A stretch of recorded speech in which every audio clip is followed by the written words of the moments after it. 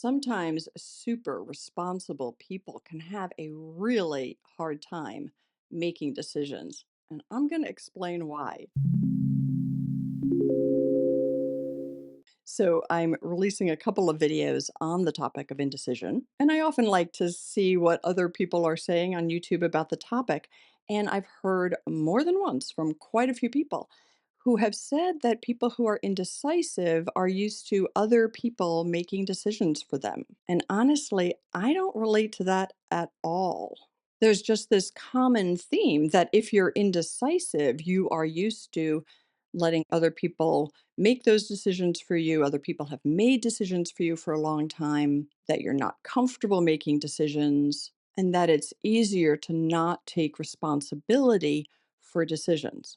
But honestly, the totally other side of that, a person who is used to making decisions all the time, feels responsible for everything and everybody, never wants to let somebody else make a decision for them. Those people, and there's been times where I would have included myself in that category, can have a really hard time making decisions.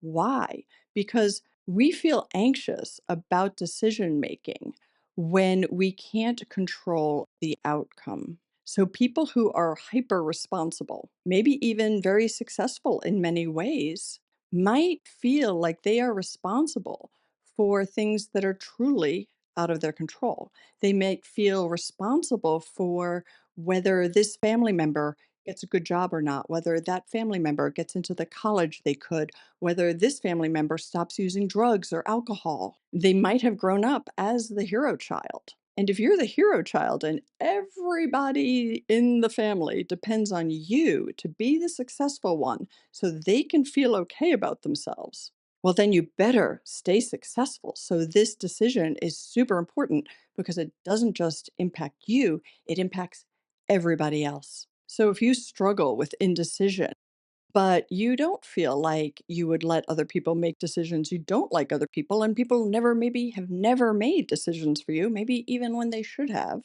then it might be worth thinking through what you are and aren't powerless over.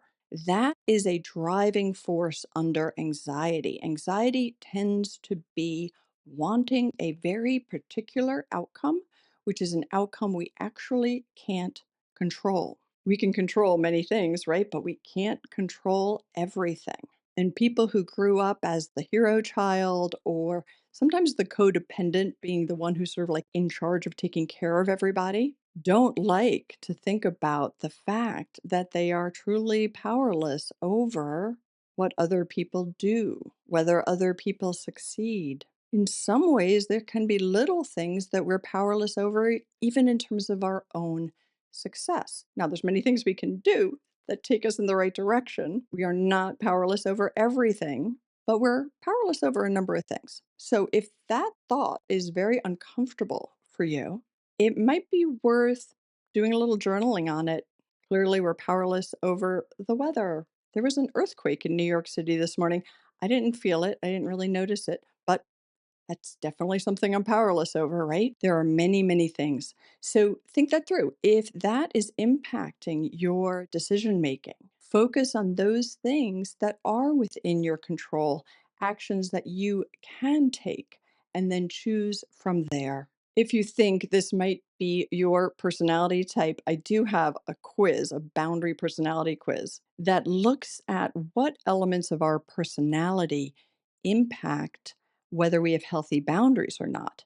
And part of healthy boundaries is knowing what you can control and what you can't control. So, healthy boundaries aren't only about our interactions with other people, they're not all about being walked all over. They're also simply about having a realistic assessment about where we end and someone else begins, and where we end and the universe, our higher power, begins, right?